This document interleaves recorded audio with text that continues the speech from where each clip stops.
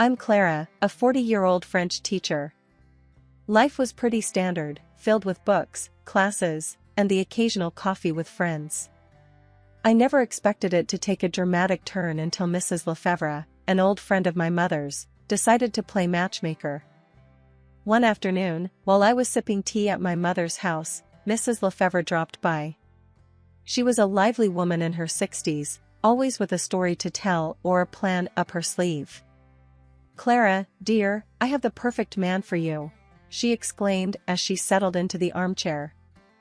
I chuckled, a bit skeptical. "Really, Mrs. Lefebvre?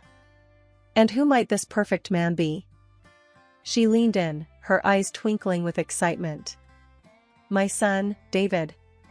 He's a widower, a wonderful father to 2 teenagers.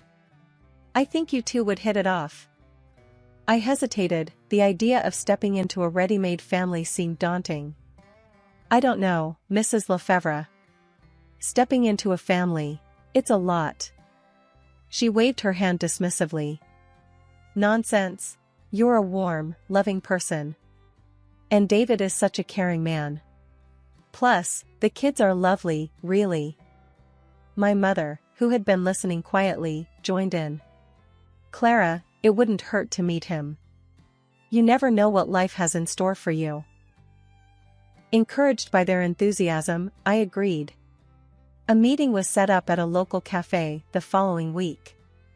The day arrived, and I found myself sitting across from David, a man with kind eyes and a gentle demeanor. We talked about everything, from our jobs to our hobbies. He was a civil engineer and loved hiking, while I shared stories about my teaching and my love for French literature. "Your mom tells me you're a fantastic teacher," David said, smiling warmly. I blushed slightly. "Well, I love my job. Teaching French is my passion." "And your mom mentioned you're quite the hiker." He laughed. "Yeah, when I get the chance. But with Sophie and Max, my free time is usually spent on more family-oriented activities." The way he spoke about his children, Sophie and Max, was endearing. They were 14 and 12, stepping into the challenging teenage years. "We all have our hands full with teenagers, don't we?" I joked, thinking of my rowdy students. By the time we finished our coffees, I felt a connection with David, a sense of understanding and mutual respect. We agreed to meet again, and I found myself looking forward to it. After David and I got married, life settled into a comfortable routine that I cherished deeply. The addition of Sophie and Max, David's children, into my life was a source of joy, filling a gap I didn't know existed. I loved being a part of their lives, even though they never called me Mom. The bond we shared was unique and special in its own way. One lazy Sunday afternoon, I found myself in the kitchen, baking cookies with Sophie. The air was filled with the sweet aroma of chocolate and vanilla. "Clara, do you think these cookies will turn out okay?" "I'm not very good at this," Sophie said, a hint of doubt in her voice as she mixed the dough. I smiled at her. "You're doing great, Sophie. Baking is like learning a new language, it takes a little practice, but you'll get the hang of it." Sophie beamed, her confidence boosted. "Thanks, Clara. It's fun baking with you." Just then, Max bounded into the kitchen, his energy almost palpable. "What's cooking, ladies? It smells awesome." "We're making cookies. Want to help us with the decorations later?" I asked, knowing his creative flair would add a fun element to our baking. Max nodded enthusiastically. "Sure. I'll make them look super cool." The afternoon passed with laughter and light-hearted banter. It was moments like these that made our house a home. Later that evening, as we sat down for dinner, the conversation turned to our plans for the upcoming holiday. "How about we go hiking this year? There are some great trails not far from here," David suggested, his eyes gleaming with excitement. Sophie seemed intrigued. "Can we camp overnight? I've always wanted to try that." Max chimed in, "Yeah, and maybe do some fishing too." I watched the animated discussion, feeling a warm sense of belonging. That sounds like a great idea. A little adventure for the family, I added. David reached across the table, giving my hand a gentle squeeze. Thanks for being so open to this, Clara. I know outdoor stuff isn't really your thing. I laughed. Well, I might not be the outdoorsy type, but I'm definitely up for new experiences. Especially with you all. The dinner continued with plans and ideas being tossed around, each of us contributing to the holiday itinerary. It was a simple meal, but the warmth and love that filled the room made it memorable. That night, as David and I cleaned up the kitchen, he turned to me, his expression soft. Clara, I just want to say, you've been amazing with the kids. They've really opened up to you. I leaned against the counter, a contented sigh escaping my lips. I love them, David. They're great kids, and I just want to be there for them, in whatever way they need. He wrapped his arms around me, pulling me close. In that embrace, I felt the strength of our family bond. It was a bond that had grown over shared experiences, mutual respect, and love. I went to bed that night feeling grateful and fulfilled. Shortly after our wedding, David's mother, Mrs. Lefevre, suffered a stroke that left her paralyzed. In the blink of an eye, our lives changed drastically. I took on the responsibility of caring for her, balancing this new role with my job as a French teacher and managing household chores. These were challenging times, but I found solace in providing comfort to someone who had welcomed me with open arms into their family. Years passed, and Mrs. Lefevre's health continued to decline. Then, one fateful morning, she passed away. The loss hit me harder than I expected. She had become like a second mother to me. The day after her passing, the house was quiet, an eerie calm that felt unnatural. I was in the kitchen, lost in my thoughts, when David and the kids came in. Their expressions were solemn, but there was a strange undercurrent of anticipation in their voices. Mom's lawyer will be here this afternoon to discuss the will, David said, pouring himself a cup of coffee. Sophie chimed in, her tone surprisingly light. I wonder what Grandma left for us. She always said she had some savings aside. I was taken aback by their conversation. Shouldn't we be focusing on arranging a proper service for her? She was a big part of this family. David shrugged. We'll take care of that, but there's no harm in looking ahead, Clara. Mom would have wanted us to. As the day progressed, their excitement over the inheritance became more apparent. It was as though Mrs. Lefevre's passing was merely a pathway to financial gain. I couldn't help but feel disturbed by this blatant display of greed. That evening, after the lawyer's visit, David and the kids gathered in the living room, eagerly discussing the inheritance. I stood at the doorway, listening to them. So, we're getting a good amount, then? Max asked, his eyes gleaming. David nodded. Yes, enough to make some significant changes around here. Sophie's laughter filled the room. Finally, I can get that new laptop I wanted. I stepped into the room, unable to contain my disappointment. Is this really what's important right now? Your mother just passed away. David looked at me, his expression cold. Clara, you wouldn't understand. This is family stuff. I felt a sting at his words. I cared for your mother for years, David. How can you say I wouldn't understand? He scoffed, turning away. Just because you looked after her doesn't mean you're entitled to anything. You did what any decent person would do. In the weeks that followed, David and the kids became increasingly distant and dismissive. Their attitude towards me changed from indifference to outright rudeness. David's remarks became more cutting, and the children, following his lead, treated me with a lack of respect that I had never experienced before.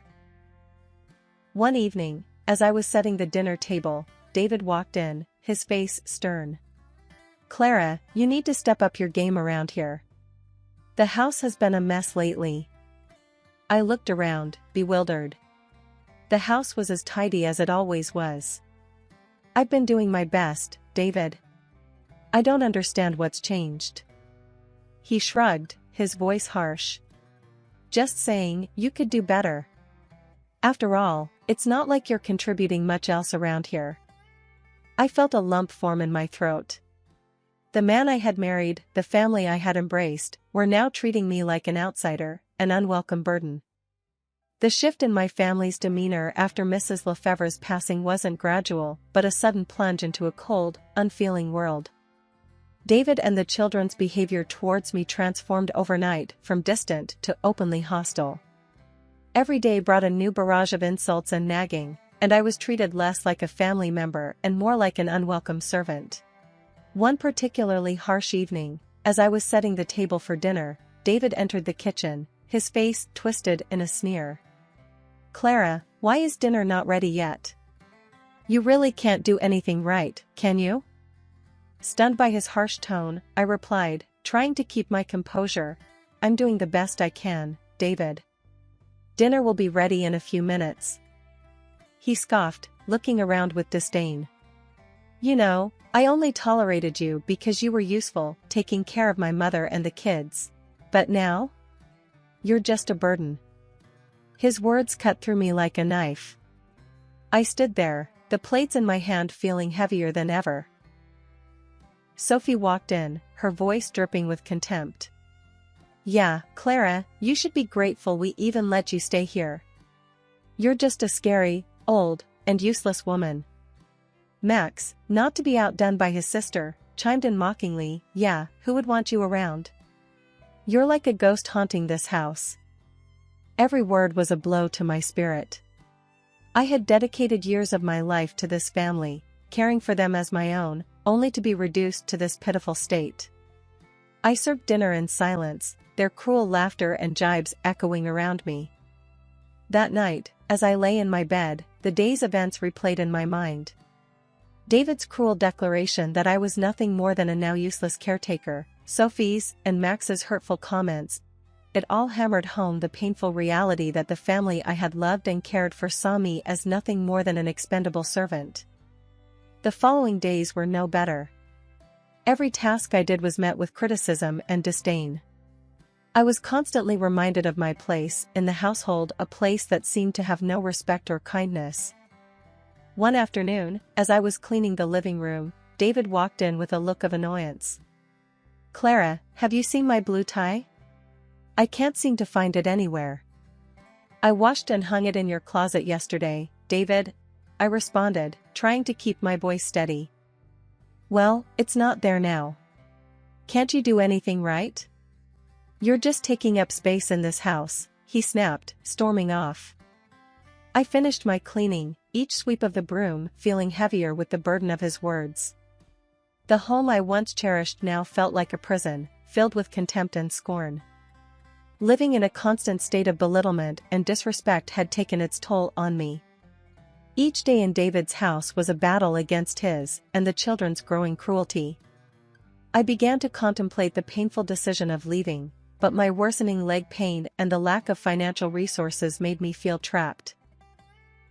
One chilly morning, as I limped around the kitchen, preparing breakfast, David stormed in, his face twisted in annoyance. "Clara, why is everything taking so long? You're moving like a snail." I tried to hide my pain.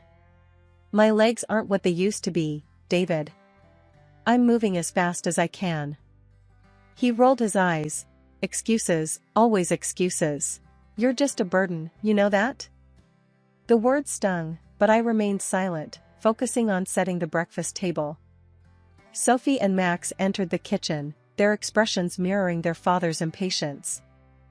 "Ugh, why do we always have to wait for Clara? She's useless," Sophie muttered, sitting down with a huff. Max didn't bother to hide his disdain.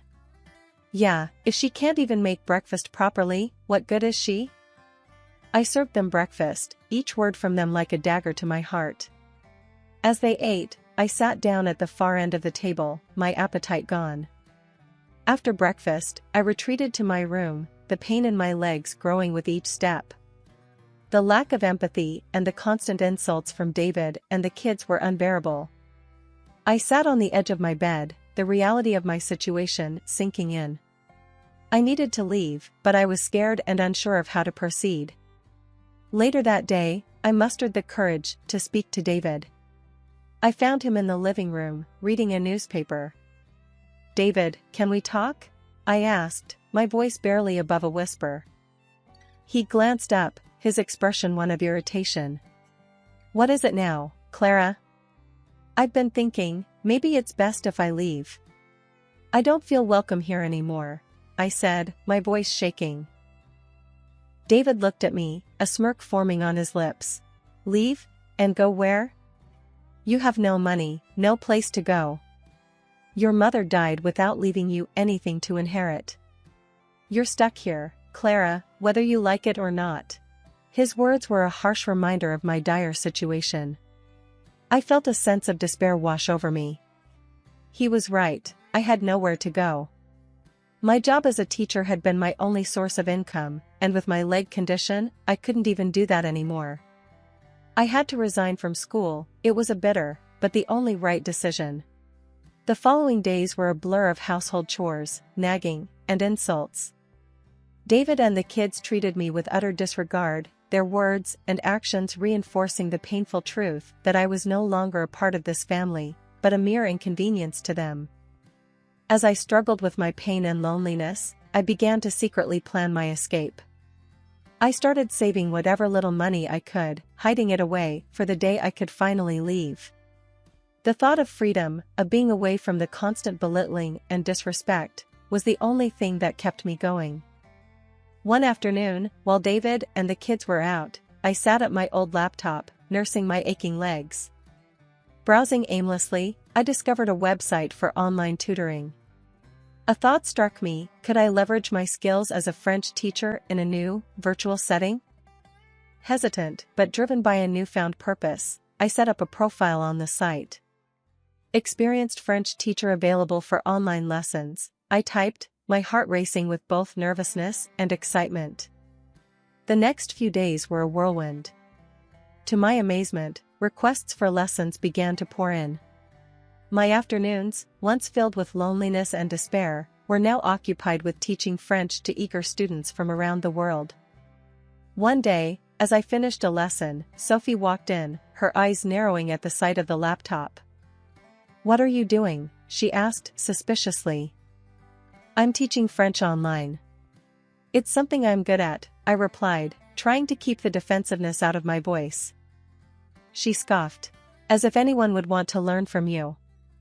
I ignored her remark, feeling a sense of pride in my small but significant accomplishment.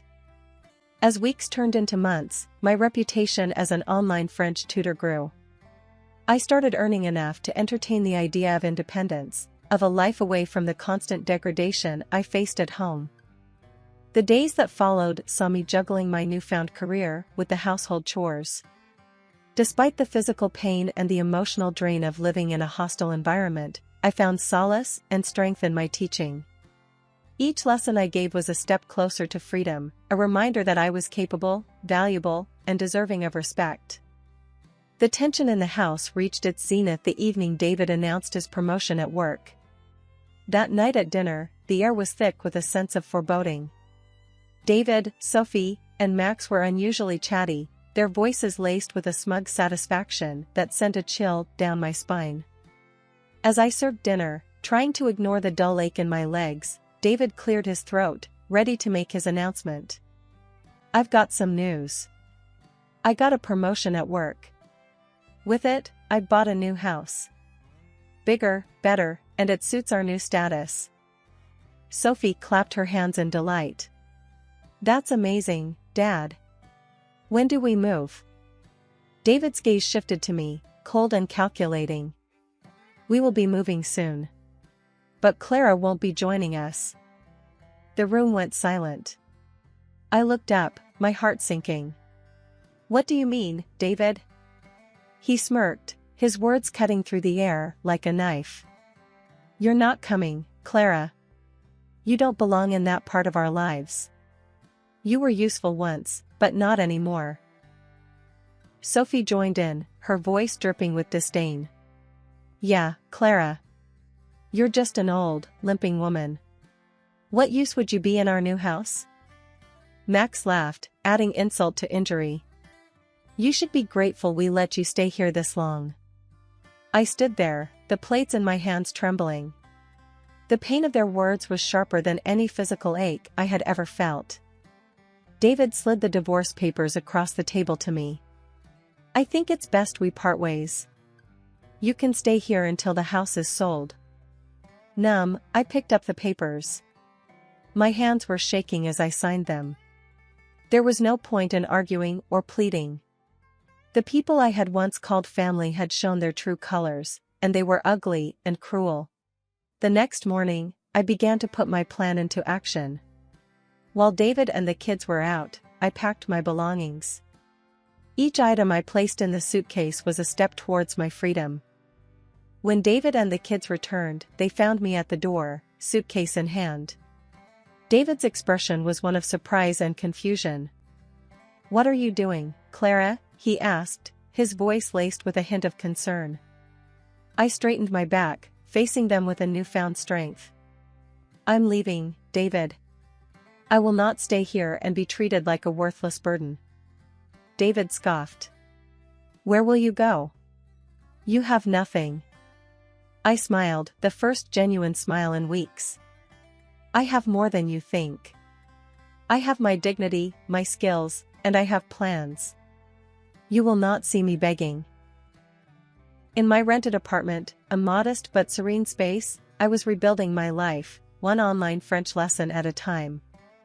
The freedom and tranquility here were in stark contrast to the oppressive atmosphere I had escaped from. One evening, as I was reviewing lesson plans, my phone erupted with the frantic ringing of a call from David. His voice, laced with panic and anger, filled the room. "Clara, what the hell have you done? Sending those recordings to my boss? Do you have any idea what you've caused?" he bellowed, the sound of his fury resonating through the phone. I leaned back in my chair, a smirk playing on my lips. "Oh, you mean the recordings of all the lovely things you and the kids said to me?" "Yes, I did send them." In the background, I could hear the unmistakable cries of Max and Sophie. "Tell her to fix this, Dad. She's ruined everything." David's voice cracked with desperation. "Clara, please. Because of those recordings, I'd been demoted. I can't afford the mortgage on the new house. You have to help us." The sounds of their pleading were music to my ears. "Help you? After the way you all treated me? You made your bed, David. Now lie in it." His voice rose to a near scream. "You can't do this to us. We're your family." I laughed, a deep, hearty sound that felt liberating. "Family? No, family doesn't treat each other the way you treated me. You and your kids were nothing but cruel and abusive. This is your karma, David." Sophie's voice cut through, shrill and pleading. "Clara, please. We didn't mean any of it. We'll change, I swear." Max joined in, his voice laced with fear. "Yeah, Clara, please. We're sorry. We need you." I stood up, pacing the room as I replied, "Sorry? Your words and actions broke me. But guess what? I picked up the pieces and put myself back together. Without you, I owe you nothing." David's voice was a mix of rage and helplessness. "You're going to let us lose everything?" I stopped pacing, standing tall and proud. "Yes, David, I am. You and the kids have made your bed, and now you get to sleep in it. Goodbye." I hung up the phone, a sense of satisfaction washing over me. I had stood up to them, not with malice, but with the strength they never thought I had. Over the following weeks, I heard from mutual friends that David and the kids were struggling. They couldn't pay the mortgage, and the bank had taken over the house.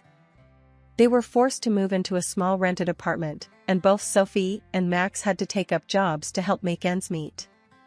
As for me, my online tutoring was flourishing. I was saving money, not just for my day-to-day needs, but for a house of my own. A place where I could live in peace, away from the shadows of my past.